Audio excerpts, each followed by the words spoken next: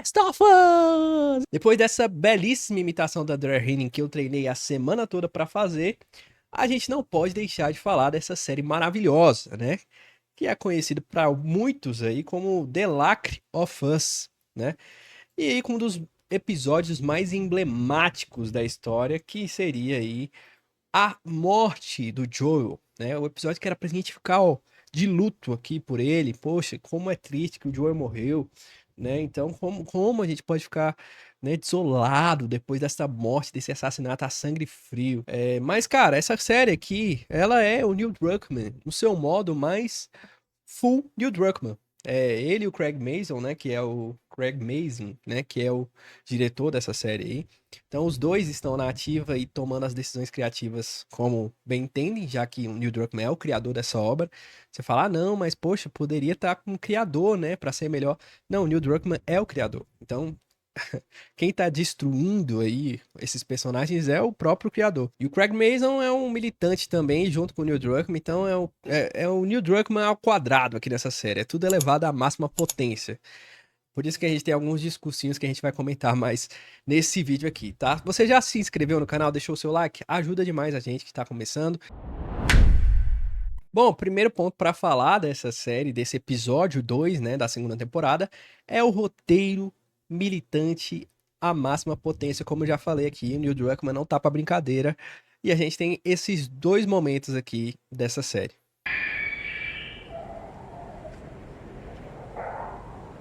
Tá bom, um pra cada. Não é nada novo.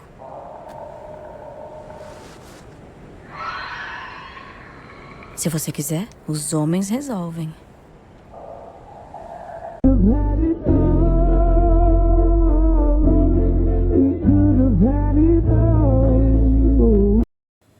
Me perseguiu. E você viu isso? Uhum. Foi exatamente como a Ellie falou.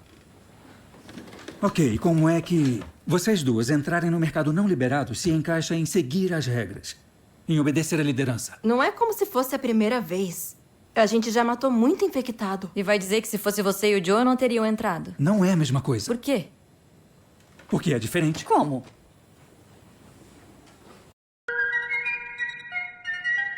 Brutal acabou pro Beta.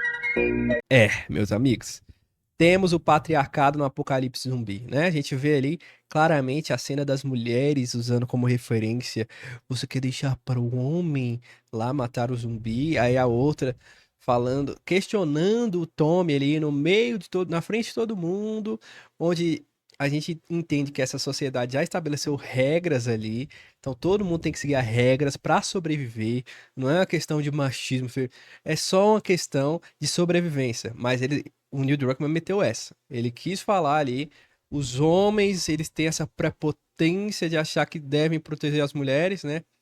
E aí a Maria tomou uma postura ridícula, né? De agir como se o Tommy fosse um macho opressor dela ali, né? Sendo que o cara só tá falando, gente, era pra vocês terem obedecido às regras. Lembra que a gente estabeleceu regras, né?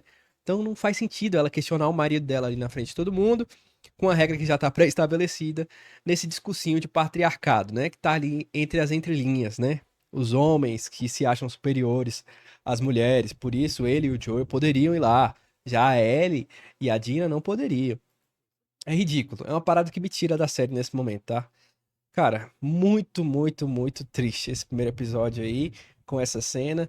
Mas vamos chegar no episódio 2, tá? Vamos com calma, tá? Porque eu queria pontuar primeiro os problemas que essa série traz que refletem nesse episódio 2, tá? Mas vamos pro ponto 2 aqui desse vídeo, que é a descaracterização dos personagens, né? A gente já viu aí que o Joel é o cara mais afetado pela liberdade criativa do Neil Druckmann, né?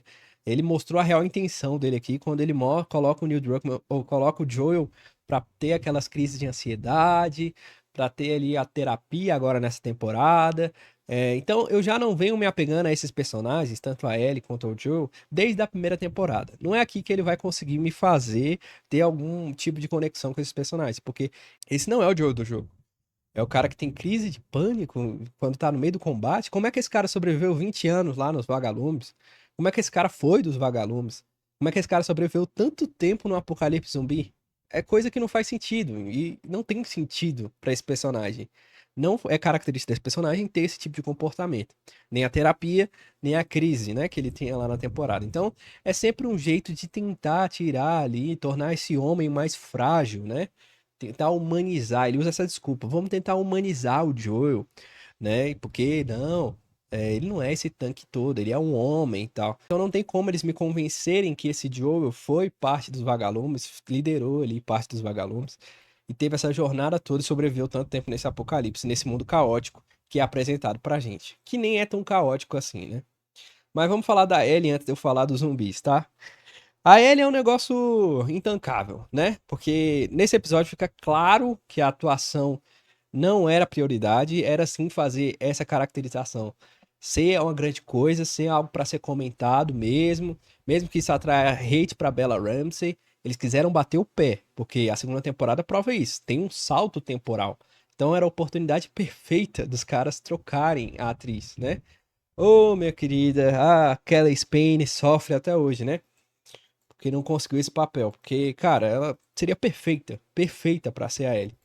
E a própria Caitlin Dever, né, que é a Abby, que é apresentada pra gente aqui. Mas, meus amigos, é um negócio intancável ver a Ellie atuando, ver ela se expressando. Eu não consigo. Aqui no Brasil a gente tem a referência do Marquito, talvez lá fora pra eles tá sendo mais fácil associar aí essa Ellie com a Ellie do jogo, mas pra gente é um negócio que só a dublagem ameniza um pouco, mas ainda assim não consegue. Quando você olha pra tela, você tem que assistir de olho fechado pra não ser impactado. Detalhe que até o Marquito, até o Marquito tá puto que estão comparando ele com a Bella Ramsey. Ele falou, pô, ela é muito ai, cara. E não é meme, não. Vou botar o vídeo aqui, ó. Você acha Nada a ver, meu. isso aparece, gente? Nada a ver.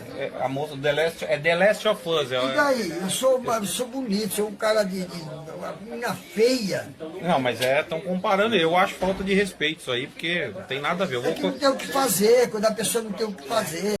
Então calma, mas calma. Isso aqui não é pra ser um ataque a Bella Ramsey, tá? Fã da Bella Ramsey. Então, fica tranquilo aí, segura os dedinhos.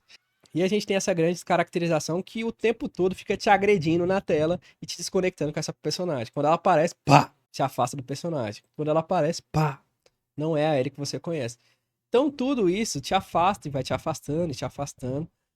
E aí, meus amigos, é um negócio muito triste que atrapalha até essa conexão com esses dois personagens. Primeiro, o Joel, por não ser quem ele realmente é, aquele brutamontes que sai esmagando todo mundo, tá disposto a proteger quem ele ama acima de qualquer coisa e tal, e é um cara forte por isso, enfim. E a Ellie também, por ser essa personagem mais carismática, porque a gente não consegue encontrar carisma ali na Bella Ramsey, infelizmente, apesar dela ser até uma atriz razoável. Não vou dizer que ela é boa atriz, não, tá? Depois desse episódio aqui, é sacanagem, tá? Vocês estão de sacanagem em falar que a Bella Ramsey... Nossa, ela é uma excelente atriz. Tá de sacanagem. Assiste de novo lá aquela cena e me diz que ela é uma ótima atriz. Bom, um dos pontos principais que me incomodam na primeira temporada e que vai se arrastar para essa segunda também é os zumbis, né? A escolha de fazer eles serem conectados ali, né? Eles ter um tipo de conexão que aí atrai a horda toda. Então, é uma desculpinha esfarrapada para nunca ter só um zumbi. Então, eles não vão ficar usando uma horda de zumbi o tempo todo, né? Então, é só uma desculpa. É só uma desculpa para não usar zumbi na série. O que é um absurdo, né? Os zumbis, os poros também, que eles trocaram essa ligação que eles têm aí pelos poros, né? Que também dava uma sensação de urgência no mundo, né? Aquela sensação, pô, a gente pode ser mordido, a gente pode morrer pela mão dos próprios humanos, e ainda tem os poros. Se a gente não usar a máscara no lugar correto, a gente pode pegar o vírus aí e virar um desses zumbis.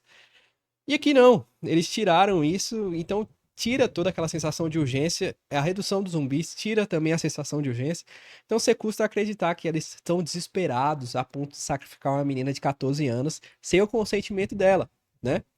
Já que no jogo é muito mais crível isso, porque os caras estão lá, tem os poros, tem toda essa banda de gangue aí, um matando o outro, então tudo isso, todo esse contexto que é alterado para a série, tira um pouco do peso da decisão deles de tentarem, né, criar uma vacina.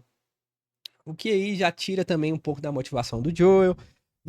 Só de alterarem isso já modifica tudo, pelo menos na minha percepção, tá? Tudo tem um peso mais leve na série. E não é diferente quando chega no episódio 2 da segunda temporada. E aí a gente vai falar desta mulher que brilhou neste episódio, que é a capa desta thumbnail que vocês estão vendo aí. É a Abby, meu amigo, porque eu tô fechadão com ela. Não tem como, não tem como.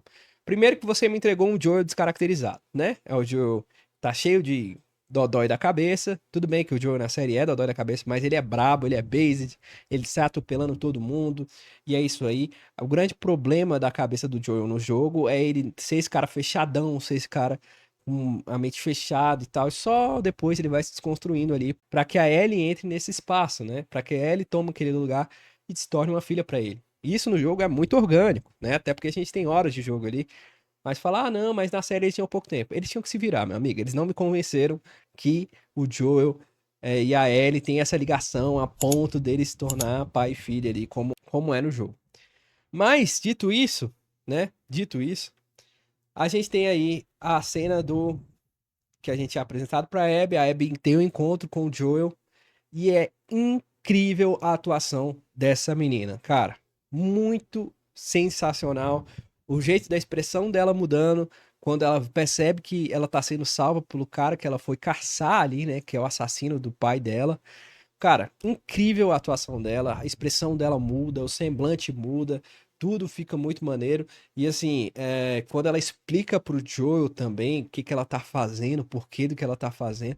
Nossa, mano, podem dar aí o protagonismo para esse personagem. Ela é muito mais interessante do que esses dois outros aí que estão sendo apresentados. Primeiro que já não tem o discurso de militância na boca dela. Ela tá ali pra se vingar do pior jeito possível.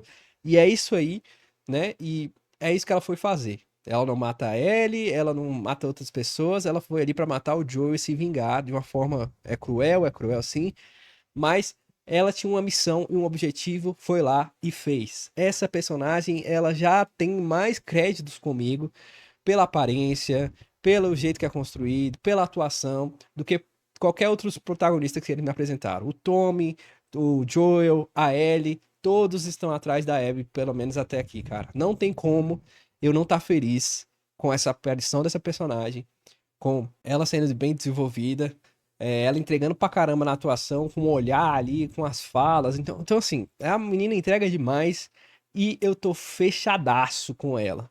E tudo isso por conta dessas problemáticas que o Neil Druckmann quis adaptar e quis modificar na série.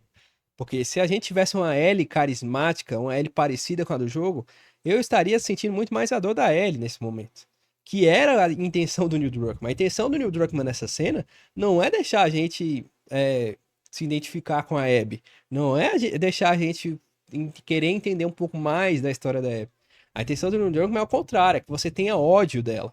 É que você tenha raiva nesse momento do jogo. E da série, né? Que eles queriam passar. Aqui não. Aqui eu tô. Eu tô muito assim, ó. Tô facinho pra Abby, saca?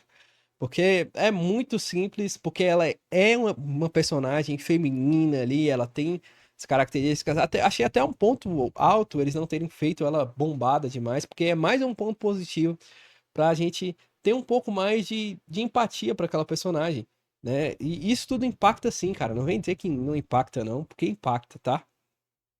E, cara, manda bem demais. Ela atua pra caramba.